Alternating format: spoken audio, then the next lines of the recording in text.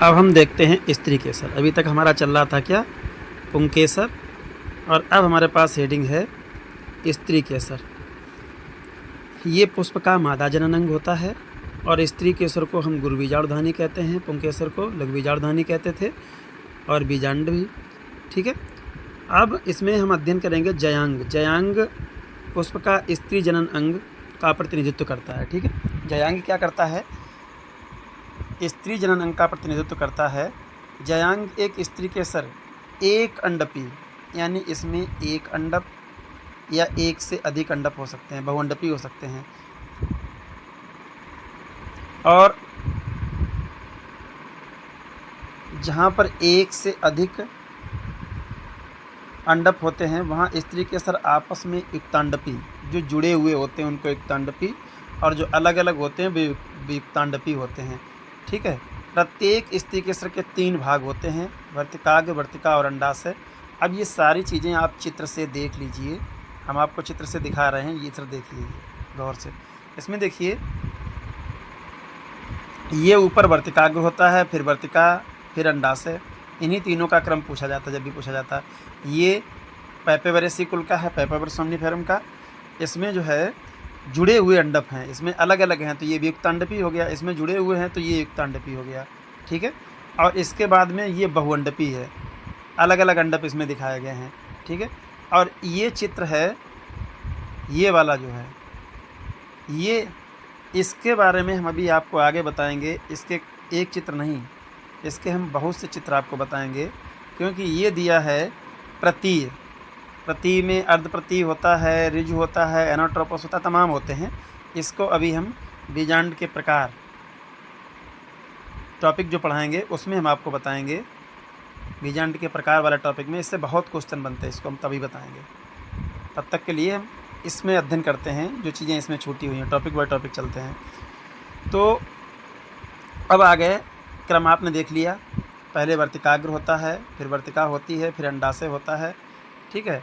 पराग कणों का अवतरण मंच का काम कौन करता है? वर्तिकाग्र। जब भी पराग कण गिरेंगे हमेशा वर्तिकाग्र पर गिरेंगे। वर्तिका एक दीर्घीकृत पतला इकहरा भाग है जो वर्तिकाग्र के नीचे होता है। स्त्री केसर के आधार पर उपकला फूला हुआ भाग अंडाशय होता है, ये भी बता चुके हैं। अब नीचे आ जाइए, इन चीज़ों को छोड़ दीजिए, यहाँ पे आ जाइए कि गर्भाशयी गुहा के अंदर अपरा स्थित होती है, जो बीज से लगा हुआ एक छोटा सा धागा जैसा होता है, उसी को अपरा कहते हैं।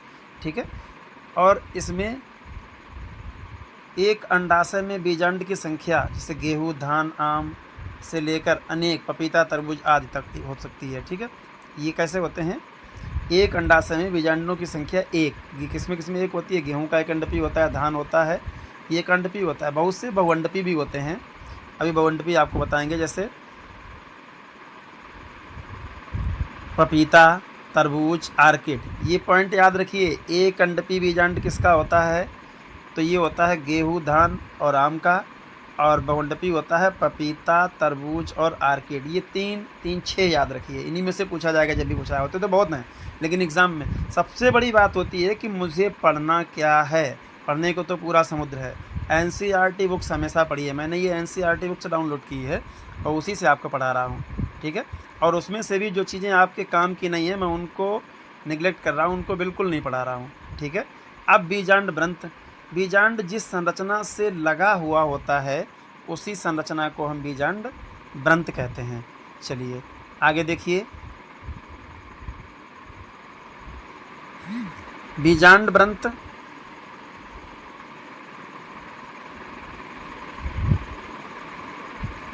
और नाभिका।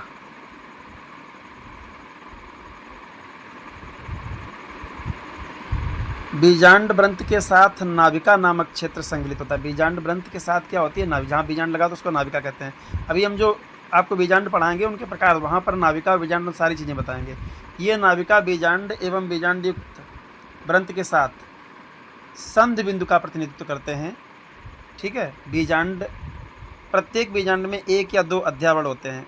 इसके ऊपर जो आवरण होता है बीजांड का वो अध्यावड़ होता है। अध्यावड़ को बीजांड के चारों ओर जो घेरा होता है, केवल बीजांड द्वार नामक आयोजित छोटे से रंध्र को लेकर अध्यावड़ बीजांड के चारों तरफ को घेर। जो अध्यावड़ होता है वो बीजांड द्वार को छोड़ करके बकिया पूरे बीजांड को घेर लेता है। और बीजांड द्वारी सिरा है जो उसके ठीक विपरीत निभाग चैलजा होता है। तो अभी आपको हम दिखा दें थोड़ी देर के लिए, नहीं तो ये समझ में नहीं आएगा, आपके ऊपर से निकल जाएगा। ये वाला जो भाग है इसमें ज़रा गौर से देखिएगा, ये हाइलम होता है और ये निभागीय सिरा होता है, ठीक है, और ये वाला बीजांड द्वार होता है, ठीक है, ये बीजांड ग्रंथ होता है। ये चीज़ें होती हैं इसमें। अभी हम पढ़ाएंगे इस टॉपिक को तो पूरा बताएंगे आपको। अब इसके बाद में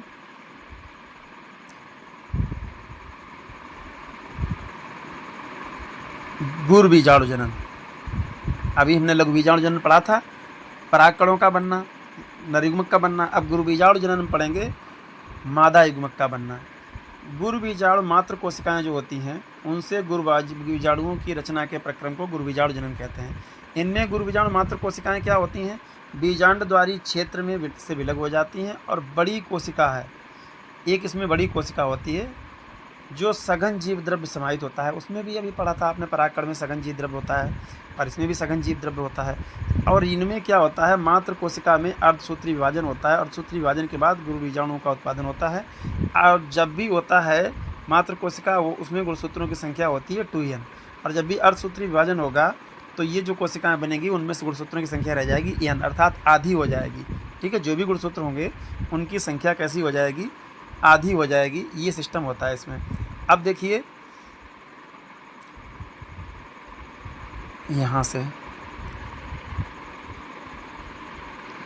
स्त्री यानी मादा गैमेटोफाइट, फीमेल गैमेटोफाइट या स्त्री युग्मकोद्भिद, अधिकांश पुष्पीपादों में गुरु बीजाणुओं में एक कार्यशील होता है। और जो 4 बनते हैं, एक कार्यशील होता है, 3 बचते हैं वो अपना जीव द्रव्य उस कार्यशील वाले को दे देते हैं, ठीक है। ये सिस्टम होता है। एक बीजाणु जो विकास कहा जाता है, इस विधि को, भ्रूणकोश को बनने की इस विधि को एक बीजाणु विकास कहा जाता है। बीजांड काय की कोशिकाएं एक बीजाणु मात्र कोशिका जो क्रियाशील बीजाणु होता है तथा मादा गैमेटोफाइट की जो सूत्रता क्या होगी, इन सब की सूत्रता n होगी, 2n नहीं होगी। और जो क्रियाशील होता है उसको जो दे देते हैं वो डिजेनरेट होते हैं, 3 कोशिकाएं जो अपना जीव द्रव्य उसको दे देती हैं।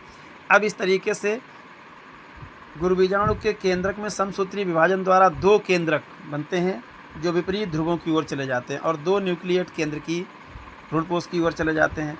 इस प्रकार अब ये इसमें क्या बताया गया, जो गैमेटोफाइट बनेगा उसकी संरचना कैसी हो जाएगी, 8 केंद्र की और 7 कोशिकीय, ठीक है।